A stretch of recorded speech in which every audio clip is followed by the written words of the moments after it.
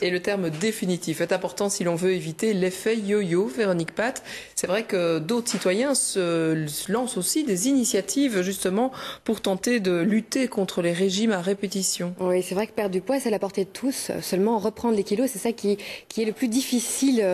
Et donc pour ça, il y a des choses qui se font. Jean-Paul Alonzius, qui est le président de BOLD, de l'association pour les patients obèses, a lancé la plateforme Yo-Yo Stop, une plateforme d'entraide justement de personnes qui ont connu des problèmes de poids, qui ont eu du mal à s'en sortir, mais qui ont quand même réussi à se stabiliser et donc qui viennent en aide à ceux qui sont en plein dedans. Jean-Paul Alonzius, qu'on avait déjà rencontré l'année dernière, souvenez-vous.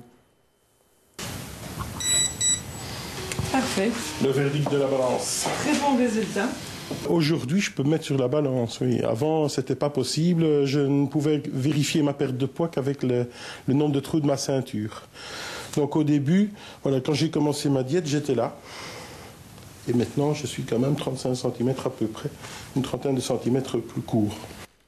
Alors il en est où, Jean-Paul, aujourd'hui? Lui, il a perdu 45 kilos, il est en pleine phase de stabilisation, donc ça fait 3 ans qu'il a gardé son poids, ce qui est assez unique parce qu'il n'y a que 5% des personnes qui ont perdu leur poids qui se stabilisent, et donc tout va bien pour lui. Il a lancé, comme je le disais tout à l'heure, cette plateforme d'entraide Yo-Yo Stop avec l'aide des Yo-Yo Stoppers, 17 coachs qui coachent 257 personnes et qui les aident justement à s'en sortir. Son combat ne s'arrête pas là, il mène aussi une sensibilisation auprès des pouvoirs public et politique, et donc ça avance pas mal au niveau du Sénat, de la Chambre, car son combat c'est de faire reconnaître l'obésité comme une maladie chronique, afin que la personne obèse ne se sente pas honteuse, mais soit malade au même titre qu'une personne diabétique. Et donc au niveau du Parlement européen aussi, ça bouge pas mal grâce à lui. Le Parlement européen bougeait déjà, mais grâce à ses contacts avec les parlementaires européens belges, eh bien aujourd'hui l'obésité est reconnue par le Parlement comme étant une maladie chronique. Donc c'est chouette, ça avance. Donc lui tout seul, il fait avancer des choses. C'est génial, quoi. Et on va l'accueillir d'ailleurs, Jean-Paul Alonzius, qui est avec nous, parce que des challenges, il en a encore beaucoup. Évidemment, ça passe notamment par le sport. Alors dites-moi, où étiez-vous ce dimanche? Au 20 km de Bruxelles. Et vous avez fait la course alors? Et oui, tout à fait. Et pourtant effectivement, oui, en 3h40. Oui, 3h44. Vous n'étiez pas dans les premiers, mais ce n'était pas l'important. L'important, c'était d'arriver au bout. Surtout que le sport était interdit encore pour vous jusqu'il y a peu. Ah oui, c'était non seulement interdit, mais c'était même un danger de mort pour moi, oui. Ah oui, carrément. Oui. Au niveau cardiaque, sans doute, au niveau...